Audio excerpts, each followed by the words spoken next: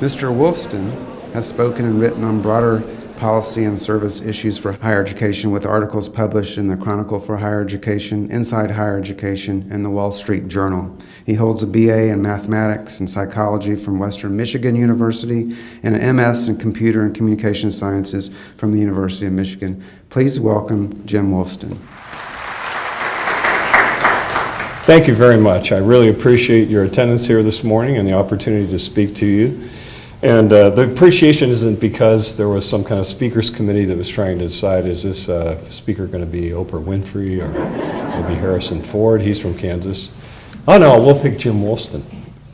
No, that's not the reason for my appreciation. The reason for my appreciation is the fact that as one of the lead researchers for the Social Mobility Index, I have a strong belief, a strong sense that what you're doing may very well be the most important work we can do in this society at this time. And what I'm going to do is help give you some of the macroeconomic information that I hope will allow you to see that the satisfaction that you take as a counselor when you help a student advance through academics and eventually to college, that satisfaction can be compounded by the fact that that work of advancing people up the economic ladder is critical to keeping world peace. All right, so let me explain what I mean. Stephen Hawking wasn't just an astrophysicist who taught us about black holes. He was also an observer of what's happening in the world. And after the Brexit vote, the Brexit was a decision on the UK's part to basically exit from the European Union. They basically said, to heck with you elites. We're not going to be part of this globalization anymore. It's not working for us. And quite to the surprise of the elites in Britain, they in fact voted to exit the European Union, hence the nickname Brexit. So Hawking said, well, what's going on here?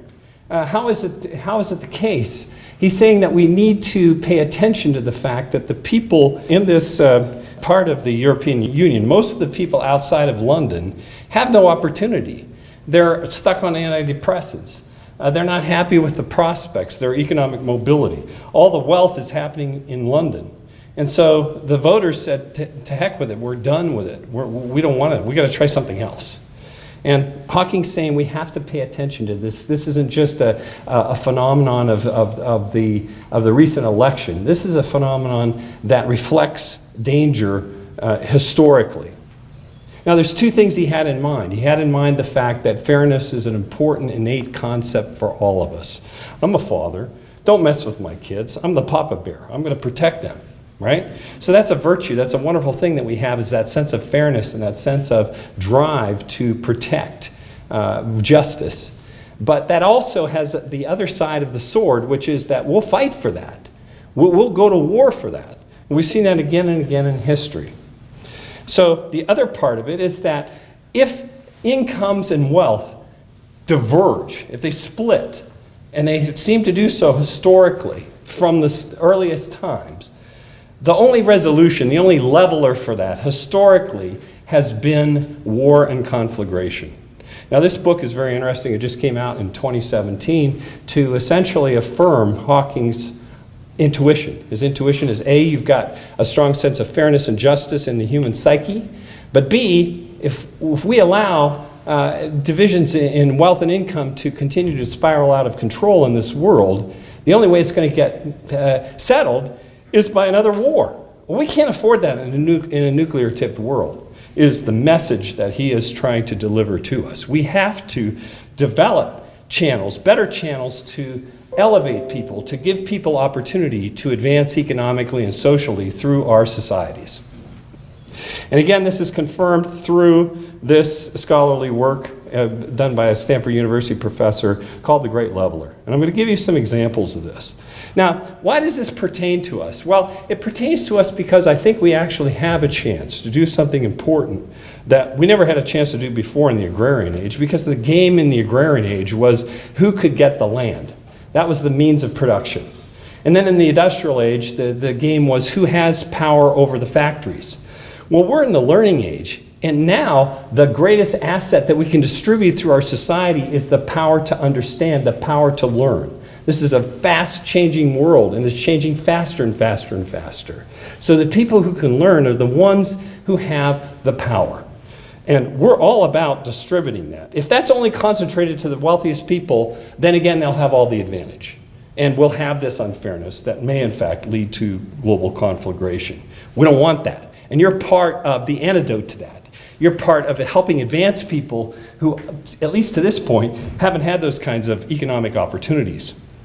So let's look a little bit at history here. And what I'm doing here is using a kind of metaphor of the balance beam. What was going on? We had absolute inequality back in the peasant times in the 1500s in Europe. We had the kings and we had the Catholic Church. Absolute wealth inequality, everybody else was poor. But as a kind of counterbalance to that, we had the pieties of the time. We had that every man is equal in the eyes of God. And we had access to the cathedrals. For example, anybody could go into the cathedral, right? It was wonderful. Hey, we all have access to the cathedral. But then what happened is that the church blew it. They introduced this yet another advantage to the already very wealthy people called indulgences. They said, look, if you consort with your mistress and you violate fealty to your wife, no problem, just pay us a little extra money as an indulgence and we'll let you off the hook. The peasants were appalled. They said, no, this is ridiculous, we can't do this. And hence was the German peasant revolt of the 1500s, which caused 100,000 deaths. Now eventually, the peasants went back to their fields because the Catholic Church got it. They withdrew the system of indulgences. Martin Luther produced a schism, hammered his proclamation on the church door, and said, we're going to do a different path here. And so in that period of quiescence, a resolution of sorts occurred until a couple hundred years later, and we hit the French Revolutionary Wars, which destroyed not 100,000 people, but 5 million people in total. And it started with taxes on the poor. Now think about this country. This country was founded, no taxation without representation. It was a rebellion against the elites in Britain who were basically trying to extract value from this nation. We said no. Well, the same kind of thing happened in France to trigger the French Revolution and eventually the guillotining of tens of thousands of people and the subsequent wars that killed 5 million people. So inequality was reset. Injustice was reset through conflagration. Move the clock forward another 100 years. Now we hit what was called the Belle Epoque. Now, unfortunately, in the United States and in the world, as you see, we are approaching the levels of income and wealth inequality that were extant during the so-called Belle Epoque in Europe. There were a few very, very wealthy people, but then there were a bunch of very, very poor people. So the conditions were right. The conditions were set, as this University of Chicago article indicates, for the eruption of the First World War, which killed not 5 million people, but 20 million people, okay? It's getting worse, all right? And then finally, of course, that was resolved, but the United States and the other powers imposed reparations on Europe, which caused terrible economic strife and tremendous resentment in Germany for the wealthy Jewish families who seemed to be able to escape the scourge of these reparations. And hence rose Adolf Hitler. And this time, of course, it wasn't 20 million, it was 50 million people killed.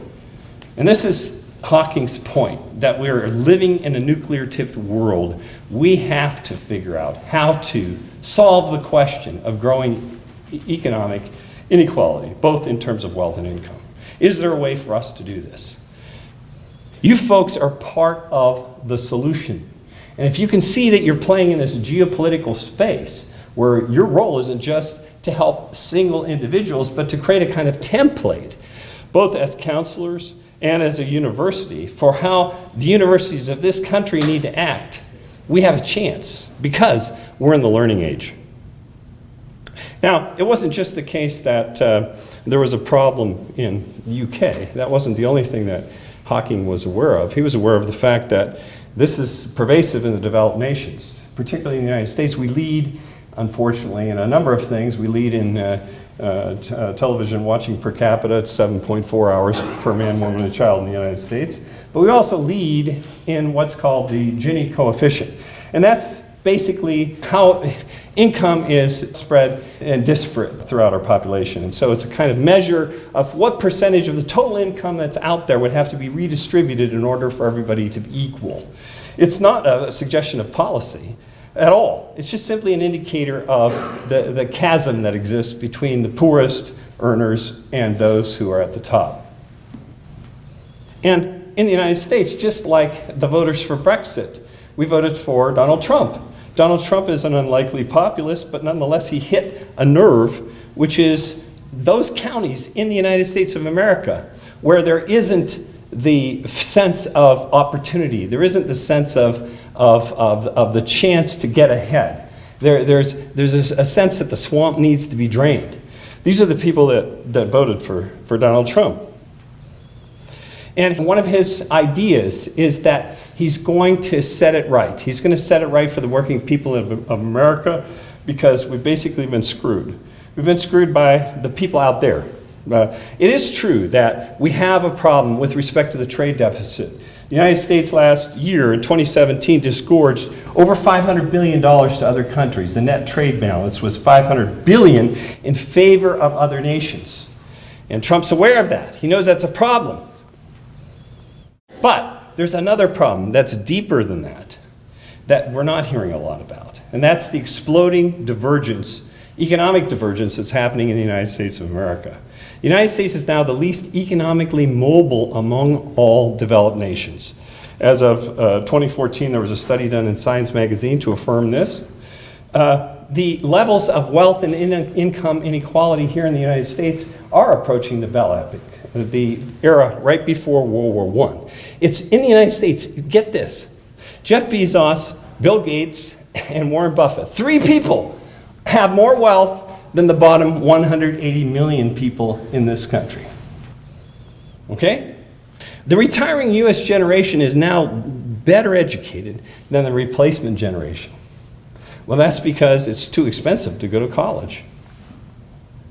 And that's a problem, of course, in a learning age, in a knowledge age. We need people, we need workers who can think, who can solve problems, who can create, who can innovate. Now, here's the underlying interesting problem. While we have this disgorgement of wealth from the United States of America, $500 billion to primarily China and Germany and other nations, look what's happening here inside our country just last year in 2017. Now, this is the profile of wealth distribution in the U.S. 75% of the wealth is owned by the top 10%. Okay, fine and dandy. But the gap between the top 10%, the owners of the 75% of the wealth of this nation, and the bottom 90% grew last year by $3.4 trillion. Okay? That's tantamount to a transfer of half of that, $1.7 trillion, which is 3 times the trade deficit. Okay? 3 times the trade deficit was transferred from the bottom 90% of the population, largely those of us in this room, to the top 10%. Quietly happening every year.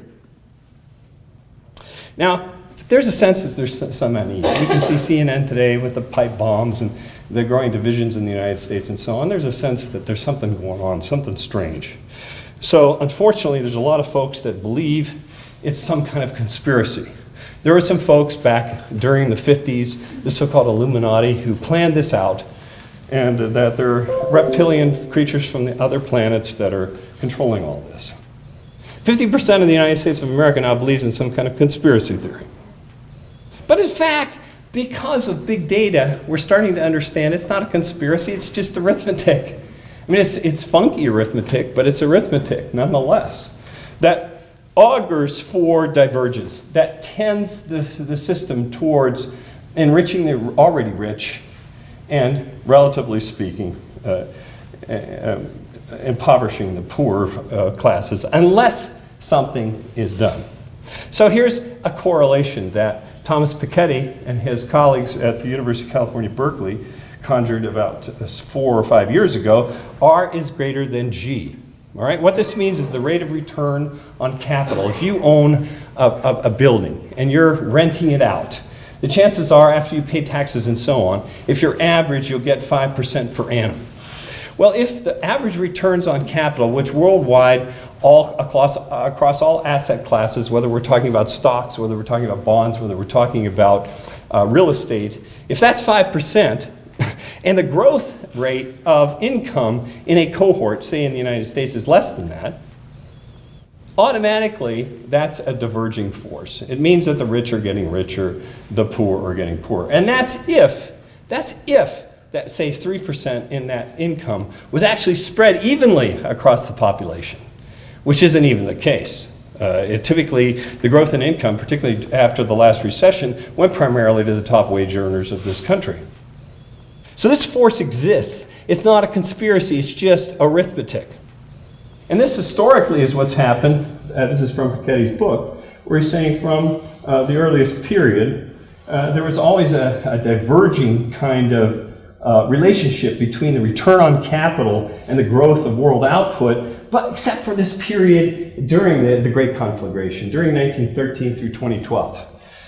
That was a period of convergence, largely because of the destruction of the wealth that existed throughout Europe, and then, of course, the growth in the middle class in the United States of America. These were actually, in historical times, a kind of aberrant, a kind of unusual circumstance. There's another arithmetic fact, and that is that GNP growth itself exacerbates divergence when income and wealth are spread unequally. Okay? Now I'm going to show you how this works. Now imagine, this has got nothing to do with class warfare. People say, oh, it's political. It's just got to do with the haves, or the have-nots complaining about the haves. No. This is structural. It's really important that we all understand this. So here I am down here. I got my $10,000 house. I got this really nice house. I got a view of the river and the mountains. It's really nice.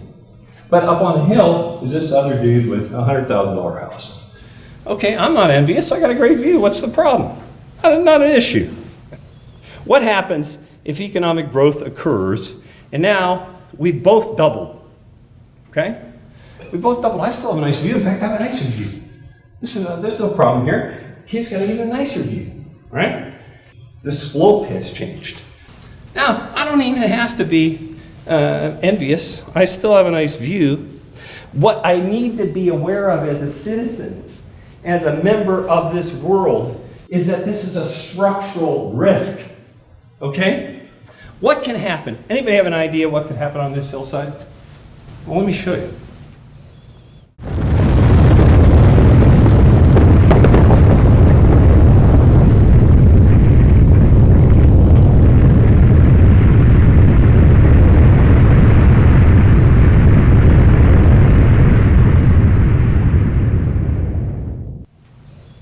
That's what Hawking is aware of throughout history, that growing inequality can create a steeper slope that triggers the avalanche that wipes out all the houses.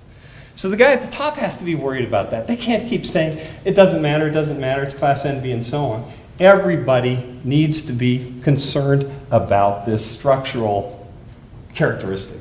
Does this make sense to folks? Do you get it? Now, it's interesting because you hear people apologizing. They say, a rising tide lifts all boats, right? Okay? That's not the proper metaphor.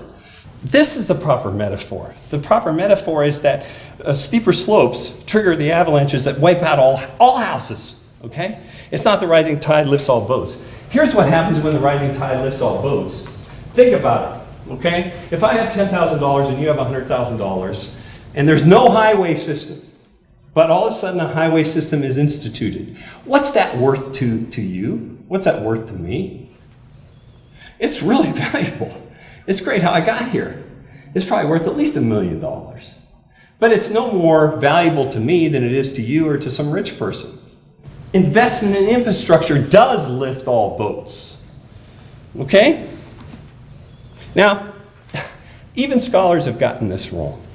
They've not only missed the metaphor, but they've actually misquoted John Kennedy. So here's some scholars from all these great schools. The University of Michigan, I went there. California Davis and Princeton, saying, oh, GNP growth, rising tide lifts all boats. It's great, no problem. But I showed you the problem. But here's what Kennedy actually said. And those people who say it's pork barrel, what's more wasteful? The waste of life and property and hope? Which is more wasteful? Or a multi-purpose project which can be used by all of our people? Which is more wasteful? To fail to tap the energies of that river, to let that water flood, to deny this chance for the development of recreation and power, or to use it, and to use it wisely? Which is more wasteful? To let the land wash away, to let it lie arid, or to use it, and use it wisely, and to make those investments which will make this a richer state and country in the years to come? These projects produce wealth. They bring industry. They bring jobs. And the wealth they bring brings wealth to other sections of the United States. This state had about 200,000 cars. 1929, it has 1 million cars now. They weren't built in this state. They were built in Detroit. As this state's income rises, so does the income of Michigan. And as the income of Michigan rises, so does the income of the United States. A rising tide lifts all the boats. And as Arkansas becomes more prosperous, so does the United States. Okay, now that was Kennedy's real quote. That was a quote, that was a true statement, accurate about investments in infrastructure. In that case, it was to initiate this dam in Arkansas. Everybody benefited from that. It was a recreational area for everyone, power for everyone. That's what he was talking about. And what's happened, unfortunately, in the past 50 years is we've seen education become a weight for income and wealth inequality. We can change that. You're part of changing that. Wichita State University is part of the leadership we need in this country to change this dynamic. Because what you're doing is the right thing. You're taking people who are previously underserved and elevating them, educating them through the system. You're not just calling for the already wealthy and anointing them to be the next quote-unquote leaders. No, you're doing something important. Important because now we have a tuition bomb. There's an ankle brace, $1.1 trillion around the next generation. The emissions game, that's how CollegeNet has become so interested and exercised about this, because we have patents, and we filed patents and have many years ago and became the earliest provider of web-based admissions applications. So we started to see what was going on in college admissions in the United States of America. We realized that standardized testing is biased to the rich. And the U.S. News and World Report is really a chase for glory. It came out of the 80s, the Gilded Era, where it was all about celebrating the entrepreneurs and celebrating the rich and so on. And that's fundamentally what U.S. News and World Report does every year. It celebrates the rich. One of the most important criteria for your U.S. News and World Report glory is how big your endowment is. Well, who cares? It depends on what you use it for. The Scholastic Aptitude Test, we now know that the #1 correlator to that is family income. And we also have universities saying, okay, look, we're virtuous because the number of Pell Grant recipients we have went up 10%. Even though the percentage of Pell Grant recipients at the institution is still minuscule. But moreover, we have this other problem that's being understood now, is that Pell Grants increasingly are going to already wealthy people. We can see this from iPads. The data from which we developed this social mobility index is from iPads, and we can see in there that, gee, every year the percentage of students who are already well off are getting the Pell Grants. How does this make any sense? And the problem with this is that racial wealth inequality, when we favor the rich in higher education, when we favor the rich, that's tacitly, implicitly racist. That's not right. Here's the thing I'm really concerned about as a technologist and an employer. I'm concerned about economic homogeneity diluting the development of educational rigor. I'm serious about this because I see people coming out of school and they come to interview at our company. I like the people who have had a lot of experience and seen a lot of things and don't believe that they have the quote-unquote right answers. It's really important to have a pliable brain, to have the ability to look at Jim Wolfston and say, okay, you think you're smart, but wait a minute, you may be wrong. That's critical thinking. And the chances for that grow if the people that we're encountering on campus are from different experiences than we've had. We have a much greater chance than if everybody's cookie cutter from the same country club. We know about basic critical thinking. We see a lot of that in Washington, D.C., where people say, oh, you're wrong, and they have a good argument as to why the other person's wrong. But we don't see a whole bunch of advanced critical thinking, the ability to turn that question mark at your own ideas. And the chances for that are greater if there's more diversity economically on campus, more diversity in background. Think about it. The people who figured out that the earth is not flat, they weren't born that way. They were taught it was flat. You go outside, it's flat here, that's for sure. I've seen it. And if I'm born that way and I come out in Kansas and I see this, why should I think otherwise? Well, they had to disagree with their own idea that was set in the early part of their lives. Same plan with respect to the heliocentric solar system. Okay, it used to be believed that the Earth was the center. Somebody had to actually disagree with their own inherited idea. That's advanced critical thinking, the power to say, I could be wrong. Somebody else has taught me there's another way. The chances for gestation of that go up when there's economic heterogeneity. So, in closing, thank you for your attention. We need to change the attribution of prestige so it's delivered to this institution, to Wichita State University, to the University of California, Santa Cruz, to the University of California, Irvine, to Baruch University, to the universities that are quietly elevating people and advancing social and economic mobility. Interestingly, the roots of the word prestige, it means trick or illusion, right? Prestidigitation if you're doing a card trick, right? So think about that when somebody talks about how prestigious they are. Now, this book, The Great Leveler, is saying we don't have anything in history to say that we can solve this problem of economic divergence. There's nothing in history other than war and conflagration. Well, we have a chance because this age is different. The real asset, again, is not the land, it's not the industrial capacity, it's the power to think.